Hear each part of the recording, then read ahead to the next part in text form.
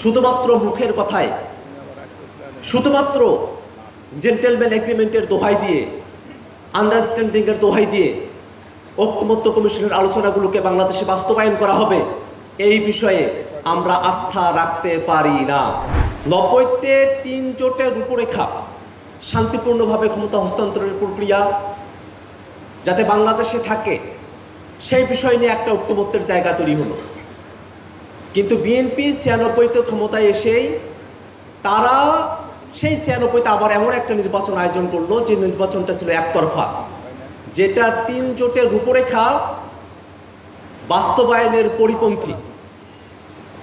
এই বাংলাদেশে এই উদাহরণগুলো আমরা অতীতে দেখেছি এবং রিসেন্টলি যদি আমরা দেখি যে জুলাই ঘোষণাপত্র পাবলিশ করা হয়েছে, সেই জুলাই ঘোষণাপত্র যেহেতু সরকার নিজের মতো করে তাদের ভিতরে থেকেই এটা পাবলিশ করেছেন, আমরা আস্থা রেখেছি। কিন্তু জুলাই ঘোষণাপত্রের ব্যাপারে এমন একটা অপরিপূর্ণ ডকুমেন্ট আমরা পেয়েছি যেটা আমাদেরকে আর আশাব্যঞ্জক রাখতে পারে নাই।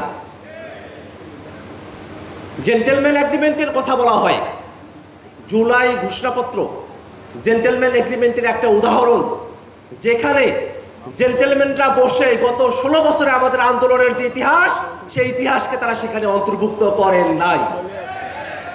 অতএব শুধুমাত্র মুখের কথায়, শুধুমাত্র জেন্টেলম্যান এগ্রিমেন্টের দোহাই দিয়ে, আন্ডারস্ট্যান্ডিংয়ের দোহাই দিয়ে ঐকমত্য কমিশনের আলোচনাগুলোকে বাংলাদেশে বাস্তবায়ন করা হবে, এই বিষয়ে আমরা আস্থা রাখতে পারি না।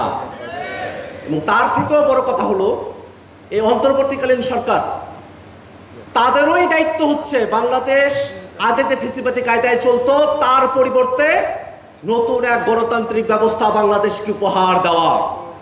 এবং পরবর্তীতে যারা রাষ্ট্র ক্ষমতায় আসবেন, শাসন ক্ষমতায় পরিচালনা করবেন, তাদের দায়িত্ব হলো যা কিছু বাস্তবায়ন করা হলো জুলাই সনদের সব কিছুকে তারা পালন করে যাবেন, সেখানে কোনো ব্যত্যয় তৈরি করবেন না।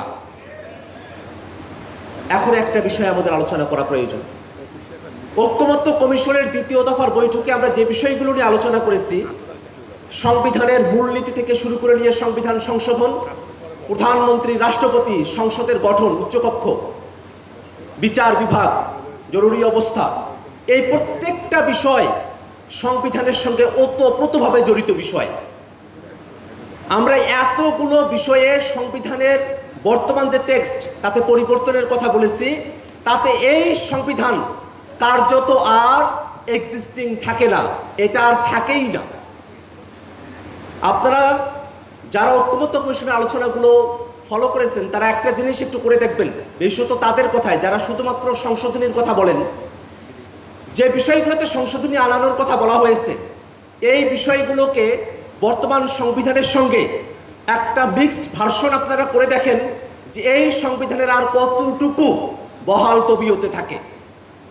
এই সংবিধানের বড় অংশটাই আর বহাল তবিয়তে থাকে না, কিন্তু একটা জিনিস থাকে, সেটা হলো সংবিধানের বেসিক স্ট্রাকচার।